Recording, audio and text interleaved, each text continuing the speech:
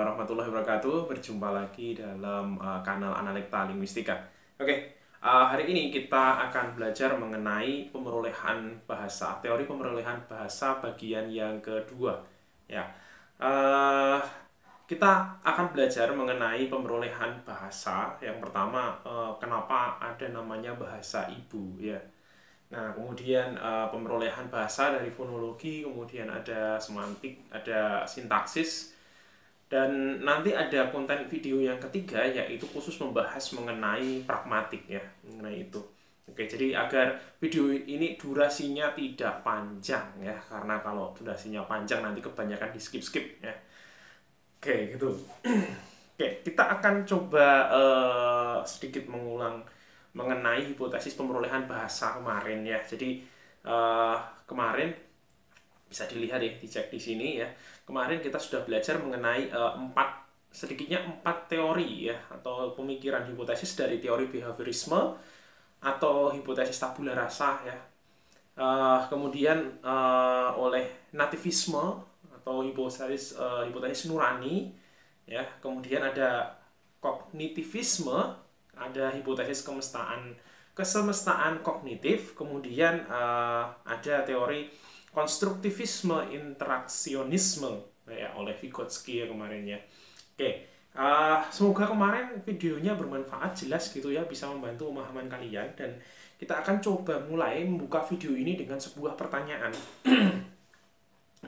Pertanyaannya adalah, mengapa bahasa pertama disebut dengan bahasa ibu? Maksudnya bagaimana ini, ya? Kenapa tidak bahasa mama gitu, ya, yang lebih atau bahasa umi gitu, abi umi, gitu, atau bahasa yang lainnya, ya? Kenapa tidak ayah gitu, ya? Kenapa ibu, ya, gitu. Atau yang lainnya, ya? Kenapa harus bahasa ibu? Ya, pertanyaan itu, ya, ada tiga jawaban, ya. Nah, ini ada tiga jawaban, bisa dilihat juga di samping saya. Yang pertama, kenapa disebut bahasa ibu? Karena sejak dalam kandungan manusia telah terpanjani bunyi bahasa, ya. Jadi seorang anak itu belajar bahasa itu sejak dalam kandungan, ya, gitu, ya. Oke. Kemudian, iya, ini, ya, ada sedikit gangguan, ya. Di sini ada kucing malah ikut masuk kamu itu loh, ya. Ya, maaf, ya, gitu, ya. Oke, ya. Jadi sejak dalam kandungan manusia telah terpanjani bunyi bahasa, misalnya bayi merespon detak jantung ibunya, ya, dan dia itu tanggap, dia itu mendengar suara ibunya. Jadi kalau Anda berbicara itu kan, coba Anda pegang perut Anda, ya, gitu kan, itu semuanya ikut bergetar, semua organ-organnya itu, ya. Jadi ketika berbicara itu bayi pun akan merasakan itu, ya, akan merasakan bagaimana suara Anda, nada-nadanya suara Anda, gitu, ya. Jadi ketika seorang ibu itu sedang hamil, gitu, ya, itu jangan marah-marah, ya. Ketika marah-marah itu akan ngefek ke janin, karena anak sudah belajar dari sana, ya. Jangan hati-hati dengan penggunaan bahasa dan lain sebagainya, karena itu sejak hamil, ya, sejak dalam kandungan, gitu, ya, itu sudah belajar mengenai itu. Kemudian si anak ini juga belajar mengenai membedakan antara ini, jadi dia itu sangat mengenali bahasa ibunya. Jadi ketika ada orang lain, dia akan merasa ini bukan ibu saya, karena 9 bulan itu dia dalam posisi di dalam kandungan, dan dia mengenali bagaimana ibunya itu detak jantungnya, kemudian bagaimana secara psikologi, ya, itu sangat dekat dengan ibunya. Jadi itu yang salah satu alasan yang pertama. Ya, yang kedua adalah setelah lahir bayi memberi respon positif. Ini hasil penelitian bahasa ibunya, dan respon negatif terhadap bahasa yang tidak dikenalnya, gitu. Jadi kalau biasanya bayi nangis, gitu, ya, ibunya itu datang, dia mendengar suara ibunya itu sudah ada ketenangan sebenarnya ya seorang anak itu, karena dia ini mengenali bahasa ini, yang suara ini yang saya kenal ini, saya lebih tenang dengan suara itu. Jadi ketika Anda belajar bahasa yang digunakan sehari-hari oleh ibu Anda, ketika ibu Anda berkomunikasi dengan Anda, maka itu akan lebih cepat, karena itu memang Anda itu sangat familiar dengan bahasa itu selama dalam kandungan sampai Anda lahir, itu Anda familiar, dekat dengan itu gitu. Kemudian dan ini respon negatif ketika Anda mendengar bahasa yang asing, itu biasanya responnya negatif. Jadi misalnya bahasanya berbeda, nah itu tidak terlalu sepositif yang kalau bahasa itu adalah bahasa dari ibu. Kalau bahasa ibunya bahasa Jawa ya berarti Anda merespon positif bahasa Jawa. Kalau bahasa ibunya Sunda berarti merespon bahasa Sunda gitu ya. Dan yang ketiga, bayi cenderung memilih bahasa ibu mereka gitu. Jadi walaupun kemudian dibesarkan setelah besar, mereka itu akan cenderung lebih pemerolehan bahasa mulai dari yang pertama, usia pertama itu akan lebih ke bahasa ibu mereka itu ya, karena memang itu yang mereka dengar, itu yang mereka pelajari dalam tanda petik ya, dalam ketika dalam kandungan, kemudian yang mereka respon secara positif ya itu ya. Jadi itu alasan mengapa bahasa pertama disebut dengan bahasa ibu ya. Oke, kita akan coba lanjutkan lagi bagaimana pemerolehan dan perkembangan fonologi anak gitu ya. Oke, kita akan mulai dari bidang fonologi ya. Di bidang fonologi dimulai pada usia ketika dilahirkan, usia 0 sampai 6 bulan ya. 0 sampai 6 bulan itu disebut dengan prawicara, atau si anak ini mencoba untuk, bayi ini yang baru lahir, mengaktifkan semua organ bunyinya. Jadi artikulator itu adalah organ untuk membunyikan itu ya. Jadi entah itu dari paru-parunya, kemudian pita suara, tenggorokan, lidah, bibir, semuanya alat-alat untuk membunyikan, untuk berbicara itu semuanya akan coba diaktifkan gitu. Nah, ini yang dinamakan juga dengan vokalisasi awal gitu ya. Jadi yang mudah itu kan huruf vokal ya gitu ya. Yang pertama untuk mudah itu nangis yuk a gitu ya. Kemudian kemudian yang kata-kata vokal lah, itu huruf-huruf bunyi-bunyi vokal lah gitu ya. Maaf, bukan kata, tapi bunyi-bunyi vokal gitu. Jadi kan nggak mungkin nangis kok memunculkan bunyi X gitu ya.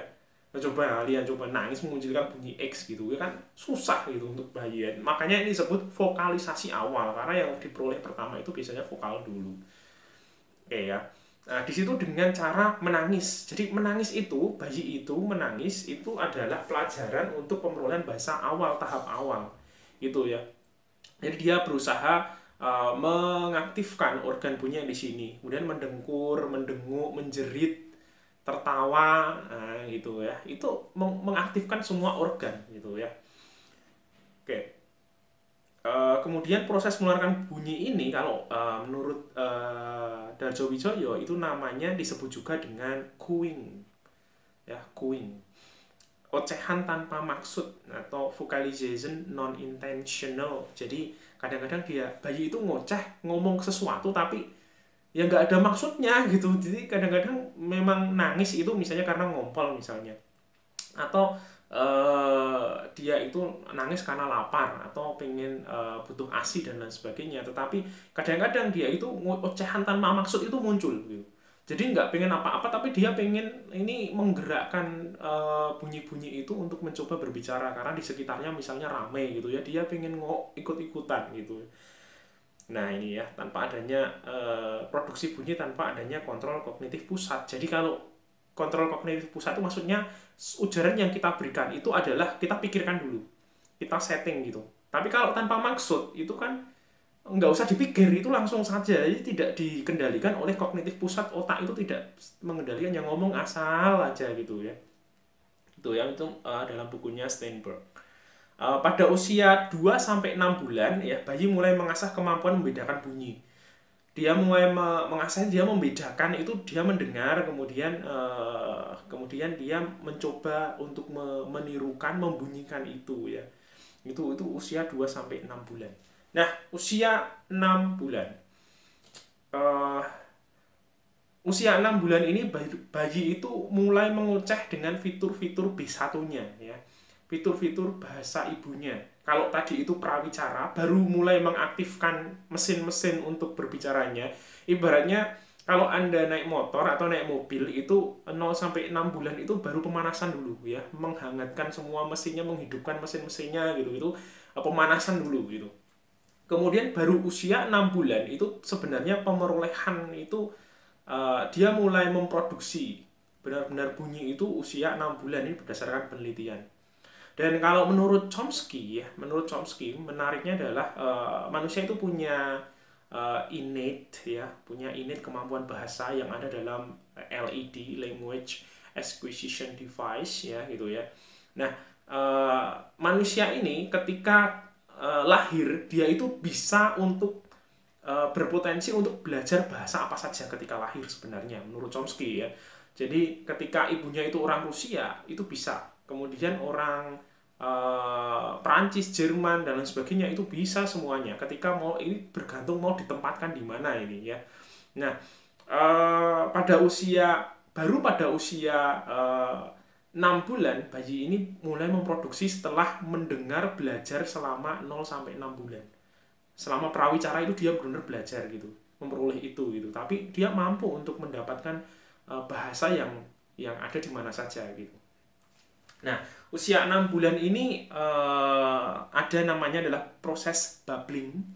Babbling ini atau celotehan dengan mencampur adukkan konsonan dan vokal. Dia kalau pertama kan baru vokalisasi ya, atau membunyikan huruf-huruf vokal. Kalau ini sudah dicampur antara vokal dengan konsonan, jadi tidak hanya vokal semuanya.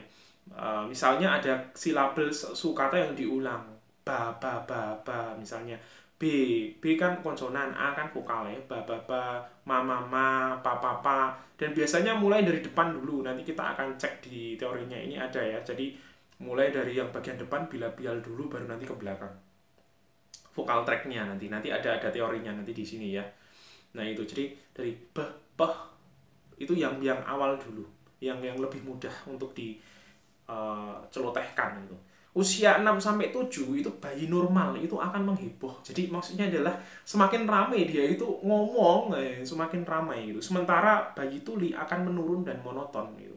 Jadi kalau untuk mengetahui normal atau tidak, seharusnya bayi usia 6 sampai 7 bulan ya, ketika besok Anda menemui banyak kasus ya seperti itu. Nah, ini seharusnya itu semakin mengheboh. Jadi semakin bervariasi. Kalau pertama hanya bisa mama, kemudian bisa papa, ya, kemudian apa ta ya gitu. Nah, kemudian itu ya. Jadi kalau bayi yang tuli itu akan menurun dan bisanya hanya itu saja, dan dia kemudian semakin menurun ya itu. Nah, bunyi ini muncul ada akibatnya ya.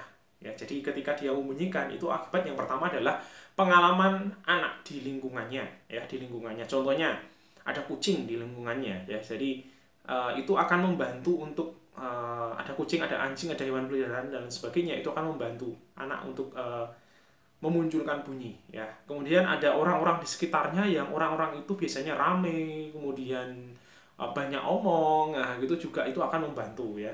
Kemudian barang-barang di sekitar itu juga membantu juga ya. Kemudian misalnya dia ada mainan, kemudian dia pegang-pegang, coba dia akan mencoba mengenali konsep barang itu.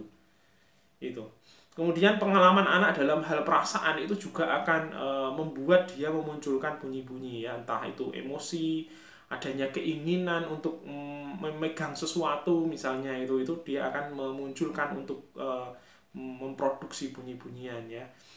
Ya, itu mengkonstruksi konsep seperti itu ya, misalnya taplak meja mau ditarik dan lain sebagainya. Nah, itu ya. Jadi itu dia pengen tahu konsep ini sebenarnya kenapa ada kain itu kok tidak keras tetapi meja dipegang kok keras. Nah, konsepnya seperti apa sih sebenarnya? Taplak itu konsepnya apa dan meja itu konsepnya apa? Nah, kadang-kadang anak kecil ketika mengkonstruksi konsep itu seperti itu, dan pikiran ya dan sebagainya. Nah, ini akan memunculkan bunyi-bunyi tersebut. Jadi kalau besok punya anak di usia awal-awal lah gitu ya, sering-sering diajak keluar ya, sering-sering berinteraksi dengan tetangga, teman, keluarga gitu ya. Jadi dia akan lebih cepat. Jadi ini untuk mengurangi speech delay atau keterlambatan berbicara. Salah satunya adalah dengan memberikan pengalaman anak di lingkungannya sebanyak mungkin dan uh, ini ya mengkonstruksi ya mengkonstruksi secara konseptual ini melatih perasaan dan emosi dan hasrat dan lain sebagainya. Nah, ini yang bisa untuk salah satu untuk mengurangi faktor terjadinya speech delay. Nah, usia 10 sampai 12 bulan anak belajar mengucapkan fonem-fonem tersebut dalam kata-kata yang pertama. Oke. Kata-kata yang pertama, nah ini ya, penelitian Echa Darusjo Wijoyo menunjukkan kata pertama anak Indonesia itu mulai memunculkan kata pertama itu ya itu pada usia mendekati usia 1 tahun 6 bulan. 1,5 tahun itu anak itu biasanya itu memunculkan kata pertama ya. Kalau misalnya sebelum itu berarti termasuk cepat, kalau 2 tahun masih belum itu berarti sudah terlambat sebenarnya itu ya. Itu jadi 1,5 tahun itu kebanyakan seperti itu penelitiannya Darusjo Wijoyo. Ini bisa dicek ulang apakah masih valid atau tidak penelitiannya. Sedangkan di Inggris itu 1 tahun saja. Di Inggris, anak-anak Inggris gitu ya. Hal ini dikarenakan Inggris itu kebanyakan monosilabik. Sedangkan bahasa Indonesia itu polisilabik. Jadi kalau Inggris itu silabelnya itu satu kata ya cuma satu suku kata gitu ya. Kalau Indonesia banyak suku kata, misalnya kata memotong, nah, silabelnya apa? Tong 3 ya. Kalau Inggris apa? Memotong, cut ya. Cut 1. Ya, cuma cut 1 aja kan monosilabik gitu. Meletakkan 4. Bahasa Inggrisnya apa? Put. Kan? Kemudian melempar. 3 ya. Bahasa Inggrisnya apa? Throw. Nah, itu ya. Jadi di Inggris karena monosilabik ya. Jadi itu tadi ya, satu suku kata itu banyak gitu. Jadi di sana itu bayi lebih cepat untuk bisa berbicara gitu. Memunculkan kata pertamanya itu lebih cepat daripada Indonesia. Indonesia banyak yang 2 suku kata atau lebih dari suku kata. 1 suku kata itu cukup jarang ya. Paling hanya apa ya, chat, take atau yang lainnya ya, bom misalnya itu ya. Tapi yang lainnya itu banyak. Biasanya 2 atau 3 suku kata ya, lebih dari 1 suku kata gitu. Ya, kata-kata muncul pada rentang usia antara 4 sampai 18 bulan dengan rata. Nah, ini kalau penelitiannya Bates dan Steinberg ya. Jadi kalau penelitian Darusjo Wijoyo tadi anak Indonesia itu 1,5 tahun kata pertama, orang luar negeri itu 1 tahun. Tapi kalau penelitiannya Bates ya, ini mengatakan bahwa kata pertama itu munculnya rentang antara 4 sampai 18 bulan ya. Ratanya adalah usia 10 bulan. Tapi ini penelitian luar negeri ya. Penelitian luar negeri ini bukan penelitian Indonesia ya gitu. Jadi perlu diteliti lebih lanjut di Indonesia itu sebenarnya valid 1,5 tahun atau lebih cepat ya, atau 1 tahun sudah bisa. Steinberg mengatakan bahwa seorang anak bisa dikatakan menguasai kata pertama ya. Ini syaratnya, kata pertama itu ada syaratnya. Jadi jangan asal ketika dia bilang misalnya mama itu ya, itu udah wah kata pertama nih, ada syaratnya ya. Syarat yang pertama adalah mengucapkan bentuk ucapan yang telah diketahui secara luas. Jadi dia mengucapkan bentuk misalnya mama ya, kita secara luas sudah tahu kalau mama itu artinya ibu ya gitu, orang semua sudah tahu gitu ya. Jadi dia bukan menyebut ibunya dengan misalnya golu. Golu apa itu? Itu kan ucapan yang tidak diketahui gitu ya. Atau kata sandimu sendiri, ini si bayi bikin kata sandi sendiri ya. Kemudian ucapan itu berhubungan dengan suatu objek atau kejadian di lingkungannya, jadi harus ada berhubungan dengan itu. Jadi maknanya itu sudah benar. Misalnya dia itu sudah bisa membedakan mama, kalau ibunya mendekat mama, nah itu berarti kata pertama. Tapi kalau ayahnya mendekat kok dipanggil mama, neneknya mendekat mama, nah itu berarti itu bukan kata pertama ya. Itu bukan kata pertama.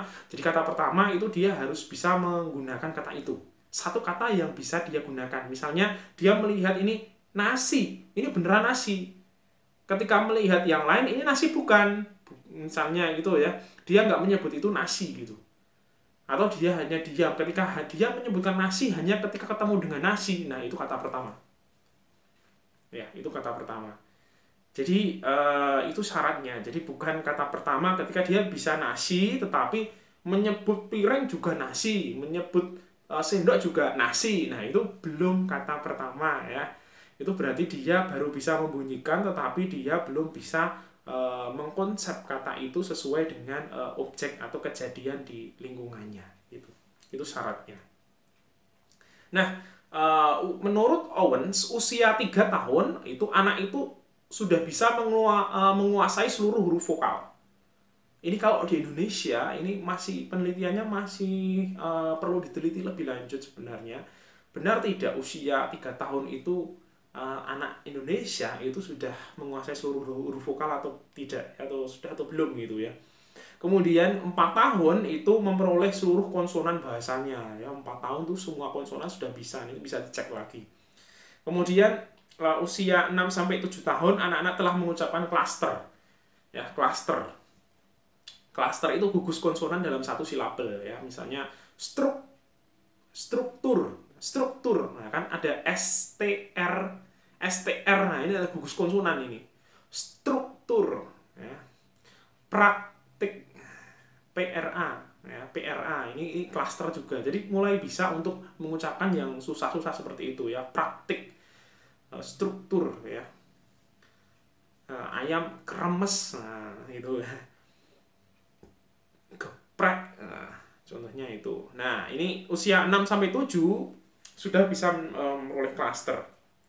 Nah, ini ya. Kemudian ada juga vocal track nih ya. Ini pemerolehan fonem. Fonem konsonan diperoleh dari depan ke belakang. Jadi kalau konsonan itu dari depan ke belakang, ini nanti bisa lihat vokal tracknya ya.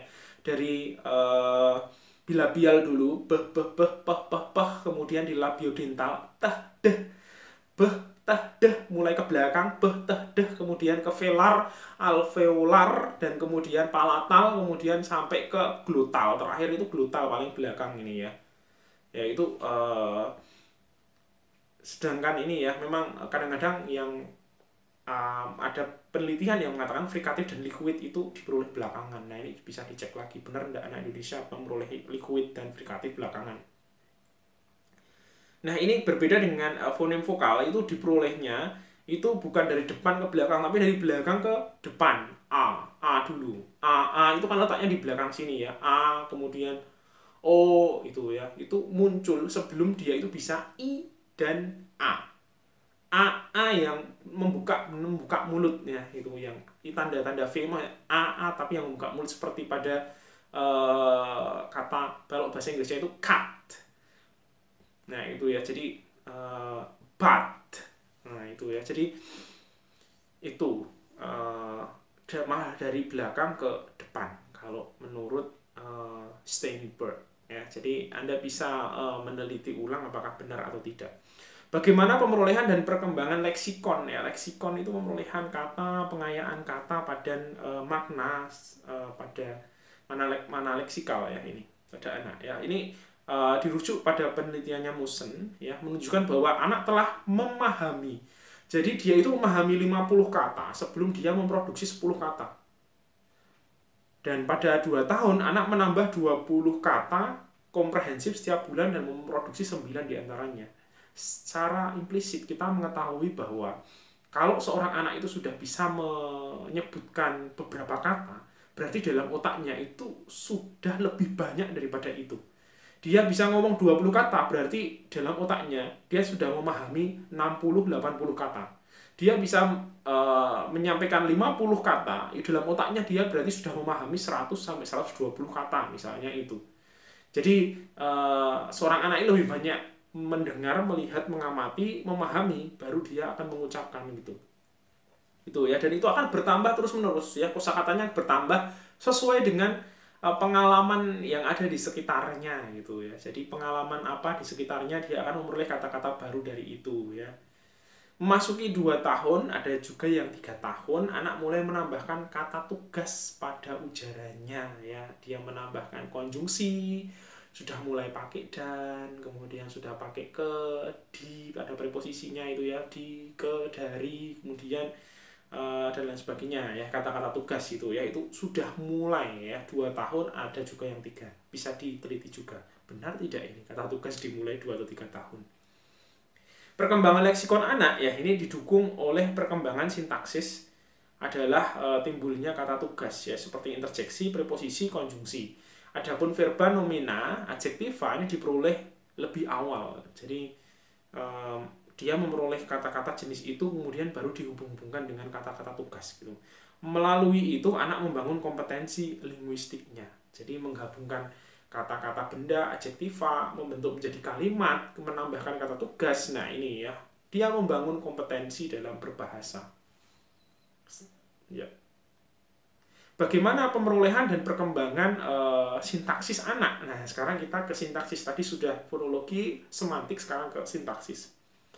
Anak usia 1 sampai 2 tahun itu memasuki apa yang disebut dengan tahap holofrastik ya. Tahap holofrastik ini ada juga yang lebih cepat, ada juga yang lebih lambat sampai 3 tahun gitu. Jadi ini butuh penelitian, pembuktian sebenarnya holofrastik ini kalau anak Indonesia di tahapan yang berapa tahun, usia berapa gitu. Nah, holofrastik itu yang bagaimana sih? Holofrastik adalah ucapan satu kata ya, satu untuk semua ya. Kayak itu ya, apa? Stasiun televisi. Ya, itu ya. Anak mulai mengucapkan frase kalimat dengan satu kata ya. Nah, satu kata ini untuk semua yang dia maksud. Ya, contoh, dia menggunakan kata nasi, tetapi karena dia baru bisa N-nya belum bisa ya. Misalnya dia belum bisa nasal N-nya itu apa nih. Nah, asi gitu misalnya, itu dia berarti bisa ingin makan, atau dia sudah makan, atau dia nasinya tidak enak ya, atau dia melihat nasi ya, dia pakai kata itu. Satu kata itu dia maksudnya bisa macam-macam gitu ya. Nah, itu namanya holofrastik. Dia hanya menggunakan satu kata dengan bisa dimaksudkan untuk berbagai macam hal. Ya. Pada tahap ini, gerakan fisik seperti menyentuh, kemudian menunjuk, kemudian mengangkat, ya, mengangkat tangan, menggerakkan tangan, itu akan dikombinasikan dengan satu kata itu. Gitu. Jadi biasanya ayam dia nunjuk gitu. Oh, berarti itu dia ingin menunjukkan kalau itu ayam loh, itu ya. Nah, itu. Kemudian kata dan gerak ini dalam tahap ini sangat penting karena dia ingin komunikasi, dia mulai untuk komunikasi, mulai mengasah kemampuannya gitu ya. Nah, ini namanya tahap holofrastik, satu untuk semua. Kemudian yang kedua, tahap selanjutnya adalah tahap telegrafik. Nah, ini usia 2 tahun tapi bisa lebih lambat, bisa lebih cepat. Ini harus diteliti juga ya. Nah, tahap ini menurut Muspiroh ini ada mulai terjadinya pengisian kata tugas mulai di tahap ini. Ujaran anak tidak berkembang secara cepat ke tahap ini. Sampai anak itu punya kesadaran bahwa satu kata tidak cukup. Ya, kadang-kadang dia menyampaikan ayam gitu, pengennya adalah dia makan ayam tetapi malah diberikan gambar ayam gitu kan. Berarti ini kok saya komunikasi tapi kok nggak paham-paham ya. Saya coba tambah satu kata lagi lah. Nah, kesadaran seperti itu yang diperlukan ya. Kemudian dia menambahkan satu kata lagi. Misalnya ada kata sakit gitu. Atit apa gitu kan. Kita kan ada bingung ya, Atit bilang sakit tapi dia nggak tahu sakit apa gitu. Itu apalagi kalau diam nggak ada gerakan gitu kan, nggak membantu. Kalau atit sambil pegang kepala berarti sakit kepala ya. Atit pegang gini berarti sakit gigi misalnya itu ya. Nah, ini kalau dia nggak pegang apa-apa, dia harus menambahkan kata baru dia itu paham.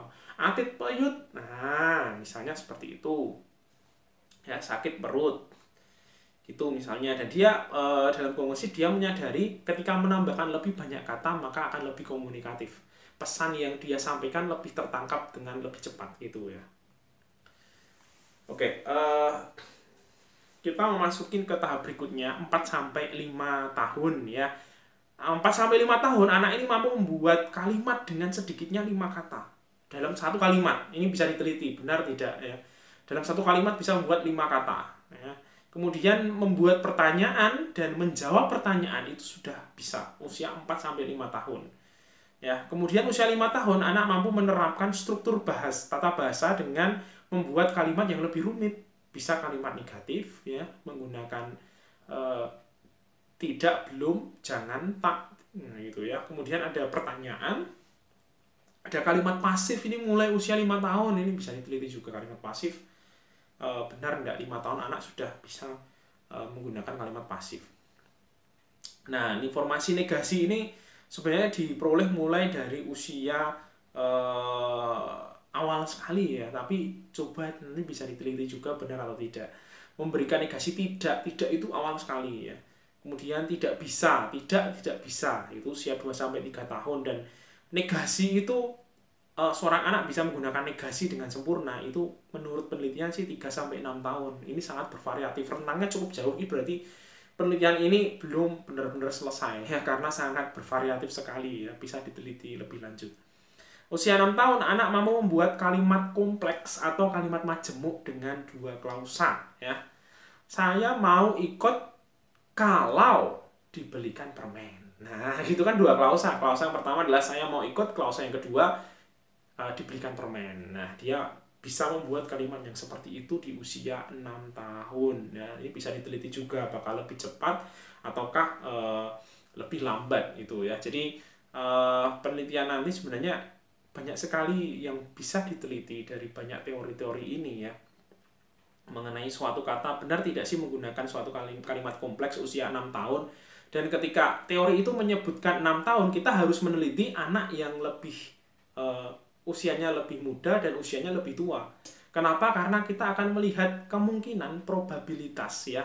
Apakah ini lebih cepat ataukah lebih lambat kalau anak di sekitar kalian, misalnya di daerah Jawa Tengah ini ya, misalnya itu lebih lambat atau lebih cepat. Jangan-jangan ini kalimat kompleks 5 tahun sudah bisa. Atau 7 tahun baru bisa kalimat kompleks. 6 tahun belum bisa, mungkin baru masuk ke kata-kata yang 5 tahun itu baru kata-kata yang ini masih sederhana ya, jadi belum menggunakan kata-kata yang belum banyak. Ini kan minimal di sini disebutkan 5 tahun gitu. Oke, itu. Dan kemudian ini catatan penting dalam suatu penelitian ya. Seorang ibu atau besok kalian kalau punya adik itu, ketika si anak ini kan akan belajar bahasa kita, dia yang akan belajar. Kita jangan menganggap dia ini lebih bodoh. Tidak, dia ini sebenarnya pandai sekali. Seorang anak itu sebenarnya pandai sekali. Jadi kita tidak perlu menurunkan standar kita. Ya, misalnya ada kasus seperti ini. Seorang anak makan, adik mau makan gitu ya, mamam gitu. Dia akan mengatakan mamam karena pengucapannya belum sempurna. Ya, pengucapannya dia itu belum sempurna. Jadi dia akan mamam. Kita tidak usah ikut-ikutan mamam juga gitu. Kita tetap pada posisi makan. Adik mau makan gitu ya, biar dia menyempurnakan ucapannya lebih cepat. Jadi jangan diberi contoh yang kita itu mencontoh dari dia gitu ya. Contoh yang lainnya ya, misalnya bubuk misalnya ya. Dia baru bisa obok. Kita jangan ikut-ikutan, adik mau obok gitu. Ini kan bahasanya dia gitu. Dia itu pengen belajar dari kita, malah kita ikut-ikutan bahasanya dia. Malah tambah salah nanti ya. Bisanya lebih lama, itu pengen bisanya lebih cepat adalah kita memberikan contoh yang benar ya. Bobok, adik mau bobok. Nah, gitu. Biar dia kemudian belajar mendengarkan, membedakan kata glotal buk di belakang bubuk, nah gitu ya, dia akan belajar itu terus. Jadi jangan malah orang tuanya itu malah mencocokkan dengan anaknya, ikut-ikutan bahasa si anak. Nah itu kebanyakan kesalahan adalah seperti itu, efeknya jadi lebih lama dia belajarnya gitu ya. Ya mungkin itu dulu untuk pertemuan kali ini. Pada konten berikutnya kita akan belajar mengenai pemerolehan bahasa khususnya pragmatik, dan yang paling menarik adalah apakah pragmatik itu, pemerolehan pragmatik berkaitan dengan apakah cowok itu kok tidak peka ya gitu ya, apakah itu pengaruh ke ketidakpekaan laki-laki atau tidak gitu ya. Oke, itu saja ya untuk konten kali ini. Terima kasih, sampai jumpa lagi di konten berikutnya. Assalamualaikum warahmatullahi wabarakatuh.